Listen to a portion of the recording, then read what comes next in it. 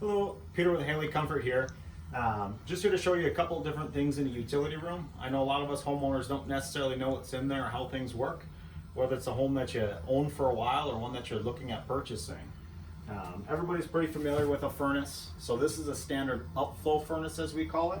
So over here, this ductwork coming through is going to supply return air. So in the winter months, it's going to pull that cold air from the house down through here, which is attached to a humidifier, which can add humidity in the winter.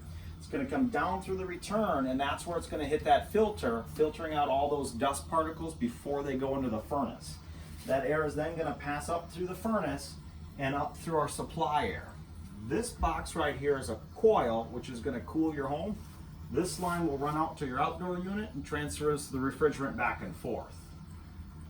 This house is actually equipped with automatic zone dampers. So this house, the basement level and the main level have their own thermostats to automatically adjust the heat and cool to give it optimal temperature. And then as it comes up, they each have their own different supply runs that is going to branch off to all the different registers throughout the house. Up here, you'll see this is an air exchanger. Simple use for air exchanger is just to bring new air in from the outside and get rid of some of the old air from the inside of the house back to the outside. Gives you nice air, especially as we lock up our houses in the winter. This will be a water heater. This one's a gas water heater. You'll see the hot water and cold water lines coming in. Power vented, PVC. Otherwise, a lot of times you'll see metal piping going up through the roof too. Over here we'll have our water softener with a digital display.